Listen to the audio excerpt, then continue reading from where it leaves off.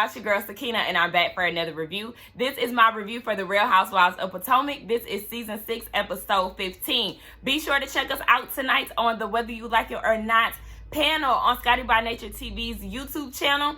It will be in the community tab. I know I always say the description box and it's never there, y'all, but y'all already know where to find us. But we are doing a special live on Wednesday hosted by Josiah's World TV. It will be on his YouTube channel. We will be discussing the ladies' looks for the reunion. So I'm not going to give y'all any type of idea of who I liked and who I didn't like. Y'all just going to have to join us on that panel to see what we thought about the ladies. So let's go ahead and get into this episode, right? It picks up where it left off last week, child, with them still down at Foxy's restaurant arguing before they even got their entrees. So Candace and Chris, they go sit down, and Karen is over the BS. She said, you know what, fellas? If y'all women keep it up at this rate, they ain't gonna look this good at 58. And I'm gonna give Karen that. Karen does look really good for her age. You know, the older that I get, I realize that 50s is not old at all. It's very much so youthful. So, you know, she doing her thing. She about to go into the 60s very soon, and she looks good, okay? But, you know, her black don't crack, and that's happening with a lot of us black girls, so it is what it is. So Wendy is co-signing, and she munching on them shrimp still, and Giselle is giving her the meanest side eye at the end of the table. So then she goes and looks at Robin and was like, any luck on the hotels? The Marriott is 30 miles away. The closest one is a low-budget 2.5-star hotel. Robin, go ahead and book that. That's very fitting for you and your friend, the two low-budget hoes of the group. Yes, go ahead and pack your bags and go where you belong. Because for you to say, Robin, in your confessional that Wendy sucks as a hostess because she didn't give y'all two grown women a bathroom, did y'all forget that y'all was very adamant about not showing up? Did y'all forget that y'all told her that y'all were not coming? And then y'all expect to be accommodated once y'all pop up? And then on top of that, y'all popped up manless and y'all mad because y'all got to sleep in these twin beds.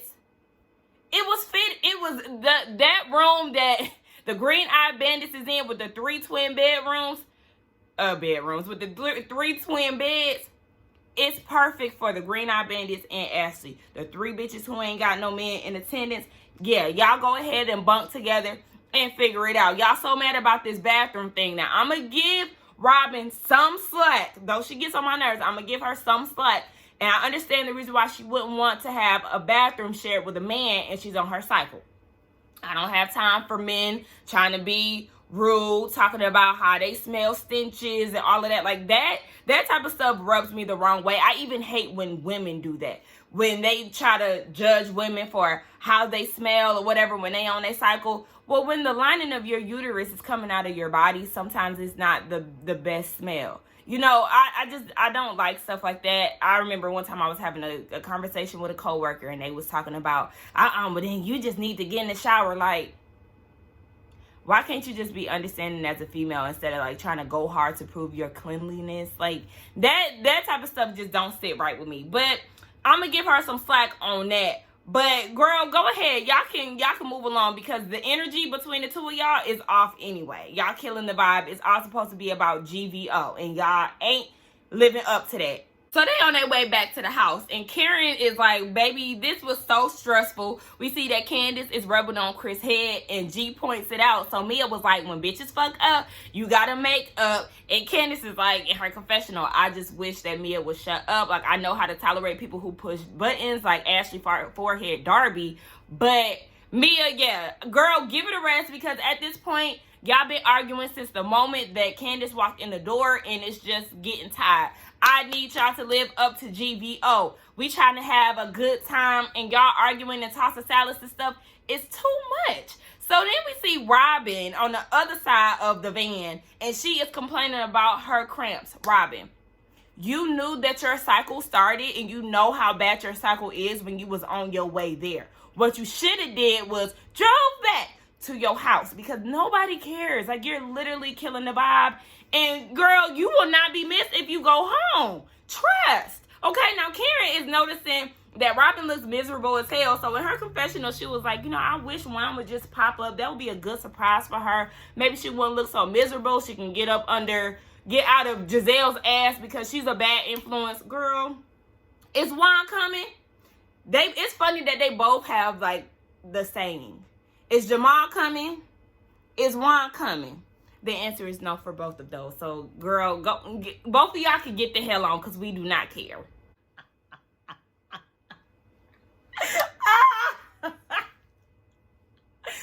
So, Chris is like, can we get a game of spades going when we get back to the house? And drunk ass Gordon is like, no, I'm trying to get me a piece of ass because his erection is hard. I said, oh my gosh. For once, Mia finally was like, Gordon, what are you talking about? Like, thank you.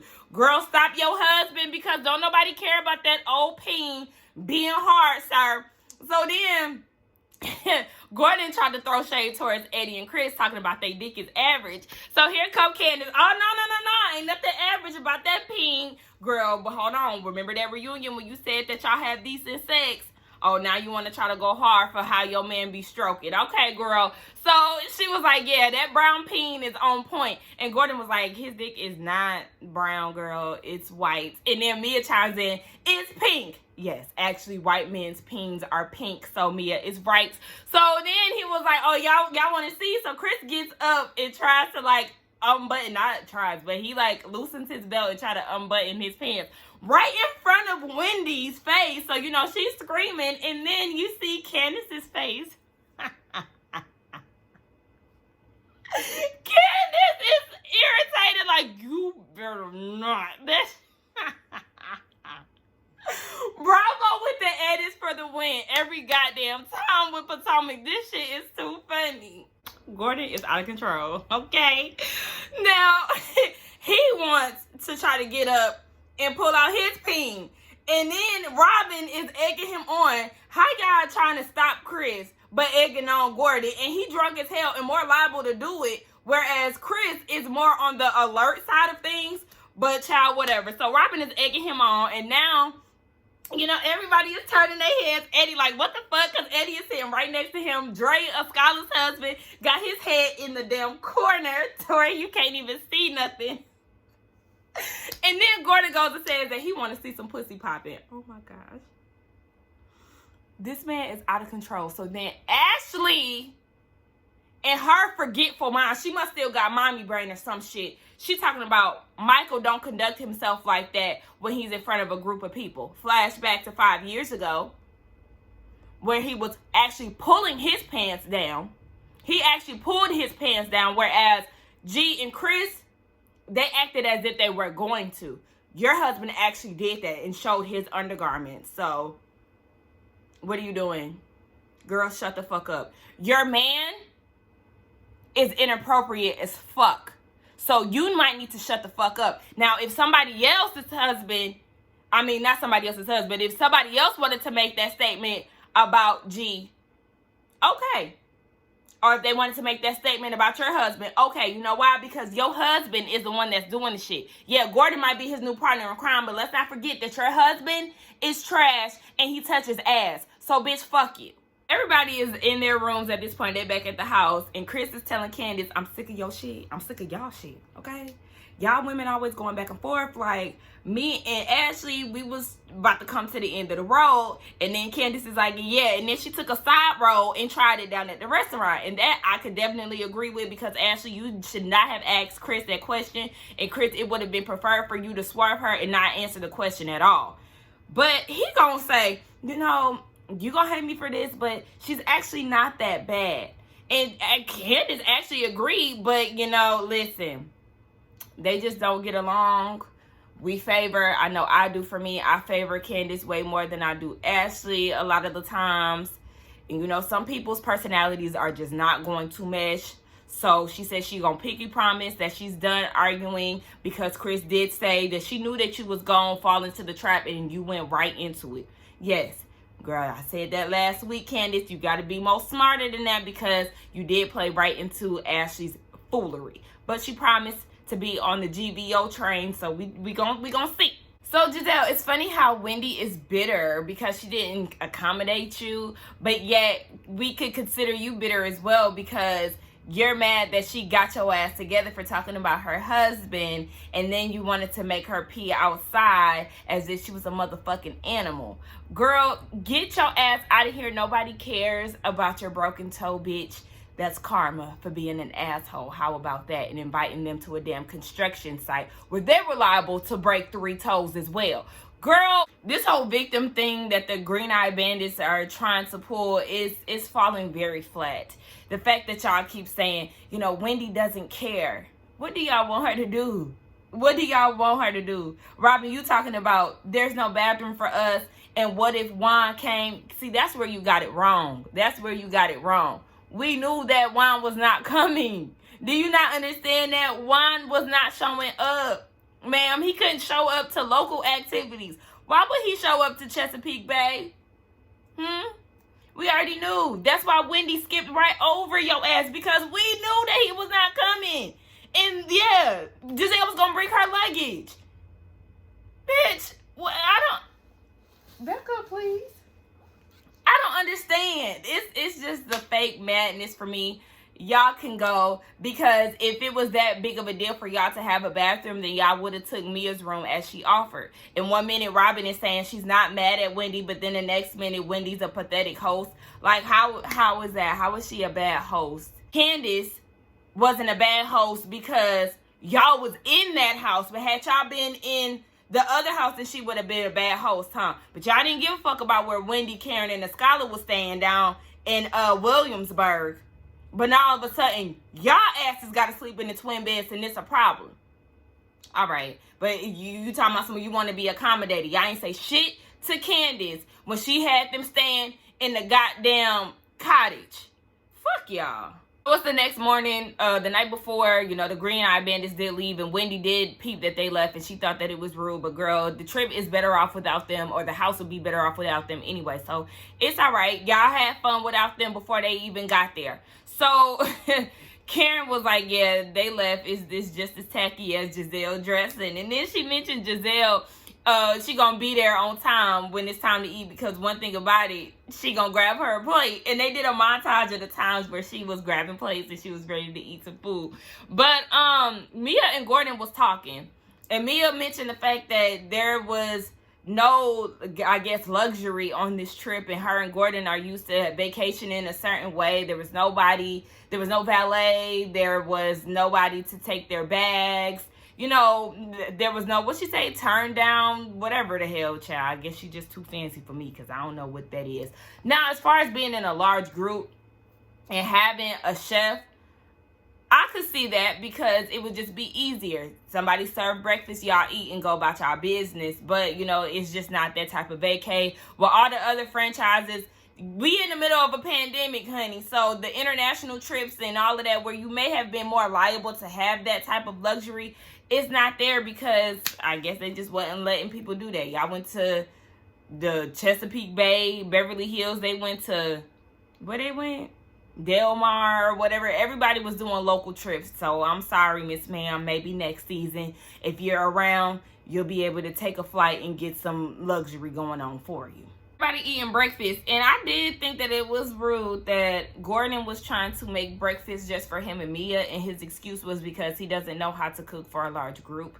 You just cook more. That's all you're doing, is making eggs and sausage. Put more sausage on the pan and put more eggs in the skillet. Simple as that. But you know, they made it work. Wendy made some French toast that actually looked really good, so it's working for them. Now Mia, well, wait, I'm missing a big part, honey. So Ashley calls Giselle, and Giselle said they're 30 minutes away, they are good. And Karen is like, y'all are very dramatic. Like, it's the theatrics for me. Y'all took off like a thief in the night, didn't even tell the host goodbye. So here comes Giselle. Well, the host didn't even say anything to me.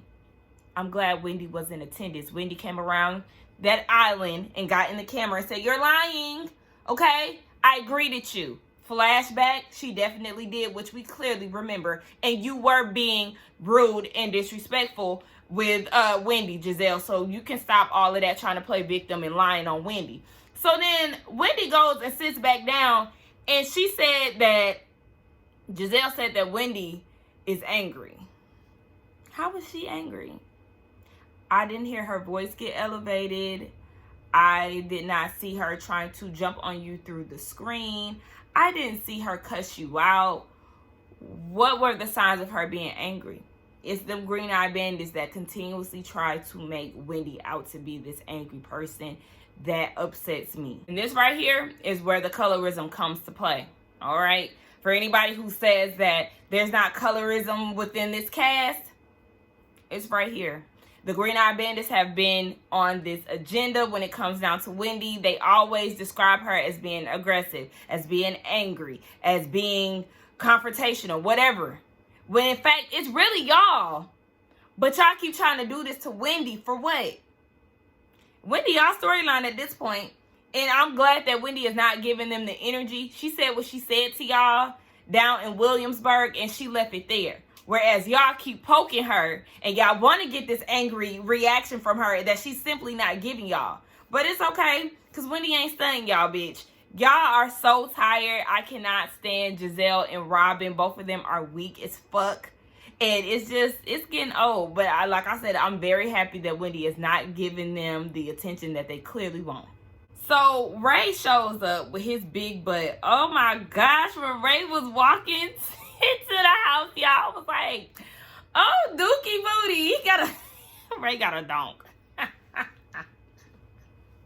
So Karen was giving him the rundown. I really didn't even feel the need to address that. Now, the green-eyed bandits arrive. Mind you, they going on a boat today. Robin has on overalls that looks like the same fabric that she used for her embezzled hats. It's tiger striped. Girl, what are you wearing? Like, I understand you on your cycle, but you would have dressed like that even if you was off your period, girl. Anyway, yeah, everybody is gathered around. Giselle is pressed because Wendy ain't giving her no type of attention. And then she goes and says, but I'm glad she isn't looking my way or talking to me because I don't want to talk to her either. You sure? Because if you didn't care, you wouldn't mention it. Girl, go have a seat. So then Ray is introducing himself to everybody, and he notices that Giselle broke her toe. And she was like, yeah, I broke it dealing with Karen. And then Ray was like, so Karen, how did you miss the neck? It'd be Ray with the little subtle shade. So then Giselle in her confessional was like, you know, I like Ray, and I actually do want him to live so I can laugh. So they're on the boat, right? You know, this episode is like kind of boring. So like, I just want to talk about like just the key points. So Ascala is downstairs talking to Robin. And they're talking about the whole housing situation. And Robin is saying that she isn't taking it personal or whatever with this whole room situation and them being accommodated, but you are. In your confessional, you're saying a lot about how you're upset about it.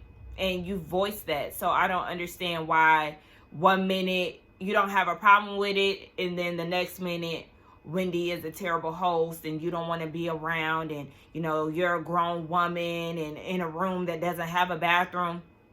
Okay, flip-flopping ass Robin. So Ascala is feeling torn because she's building a relationship with Wendy, but then everything is very awkward and she can feel the tension between the green-eyed bandits and Wendy. So Robin is like, you know, she's very confrontational. I can tell her that the sky is blue and she's going to debate me about it. No, she's not. And she was saying that last year, her and Wendy hit it off. They were cool and all of that. But now she feels like, you know, maybe she was wrong about that. Meanwhile, while she's saying this, Mia had went downstairs and she overheard the conversation. So she goes upstairs and she tells Wendy, I heard that you wasn't the same person that you was last year. And Wendy want to know who said it. Of course, raggedy ass Robin. So Wendy is like, yeah, we evolve as women. And if she's the same person that she was last year, then that's a problem. It sure is, because you know why? Robin's still lazy. She's still terrible with money. She's still not really with Juan. Her ass ain't evolved one bit. If anything, she's stagnant and still stuck in the past. So yeah, she's the last person to be talking some shit about somebody. We all know that Mia is gonna tell a story and she's gonna tell it wrong as hell. It's funny, but like, at the same time, it's not, because it is creating unnecessary drama. But look, the episode is stale, so go ahead and embellish the story a little bit, girl. So yeah, Mia, she got the whole thing wrong. Robin was just basically saying that their friendship was in a different space. So then Wendy has the conversation of how she was an accommodating host. She said that the room was booked before Giselle broke her toe. Like, she was not trying to be spiteful towards the girls or whatever. And Robin was like, well, I made a decision that was more suitable for me because, yeah, we know she on her cycle or whatever. And Wendy wasn't going against that. But what's her name? Giselle talking about, oh, well, yeah, I just feel like nobody checks on us. Why? Y'all left without saying anything to majority of the people that were there. And then a scholar checked on y'all and y'all said that y'all made it safely. Was they supposed to ask the same question after a scholar already asked? And just like Karen said, we know y'all checked in safely. There was no need to say anything else. Like, right, y'all want attention so bad. So then Robin goes and says the reason why she wanted a different place was because she didn't want to share a room with men who be pissing on the floor. She's a major germaphobe. Y'all just be saying anything. Like, girl, what? Just like Karen said, girl, you just didn't want to be around the men to make yourself comfortable. And just say that. You talking about some piss on the floor. All the men looking like, girl, what? These is grown-ass men. I hope they wouldn't be pissing on the floor. Girl, she's so mad that Juan Dixon is not here right now. Girl, shut the fuck up, Robin. You should not have come. Please, next time, don't fucking show up. So then Wendy said something to Giselle, because Giselle said that she was good on Wendy. And she was like, all right, yeah, we good. Like, bitch, I've been good on you. So then Giselle wants to play victim and, again, going with this narrative. You're so confrontational. You're so combative and you're always so aggressive. But yeah, you're always the one who was trying to initiate smoke with her, bitch. Like, stop trying to start with Wendy, bitch, because she gonna start and finish you. How about that? So Mia want to resolve some issues so bad. So Wendy was like, all right, since you want to do all of that, how about you resolve your issue with Candace? Shoot, figure that shit out. So Mia did apologize for being intrusive, asking Dorothy questions about Chris, and being in somebody else's business that ain't got nothing to do with her. And it did seem sincere, so I will, receive that as if she apologized to me. But Candace said it was more so the fact that you called my project low budget. I've worked so hard for this, and I want it to be well received. I don't know if I'm doing it right. She was crying in the midst of all of this, so, that really hurt her feelings. And Mia said that she will try to move forward and not purposely hurt her feelings. In her confessional, she did say that she's going to be honest, but she doesn't want to try to hurt her feelings. She understands her boundaries with Candace. So it seems like a genuine moment. Hopefully they'll... Well, shoot. Wasn't they arguing on Twitter? Yeah. I don't know.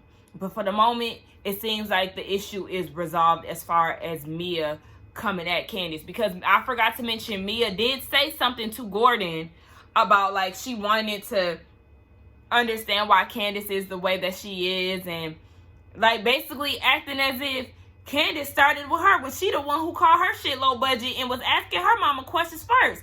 Bitch, you started it, or did you forget? No, ma'am. But yeah, as of right now, everything is cool. So then Candace apologizes about calling not Wendy, what's her name? Mia's mama low budget, and she said that she never wanted to contribute to that kind of hurt. So then Mia opens up about her mama's story, and then she shares that both of her parents passed away while she was in prison, and she did have the opportunity to see her mother in particular. I don't know if it was for both situations, but for her grandma, but they wouldn't release the shackles off of her ankles, and she didn't want to go into the church with her ankles shackled. And that was definitely hard, and I could sympathize with that because that happened to my brother.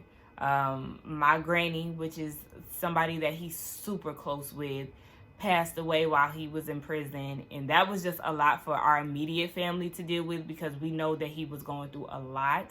And the way that my granny passed away, it was just so sudden. I don't want to get emotional, and I feel like I am. But yeah, I definitely feel, I know how she feels in that moment when like your loved one is like hurting really bad. So yeah, that was sad, but her and Candace are on good terms, and we appreciate that. Hallelujah. And as I always say, we're going to see how long that lasts. Now they get into the car, and everybody is pretty much hung over for real. Like, this whole boat ride, it was just very uneventful. That's why I said, you know, the episode just wasn't really much.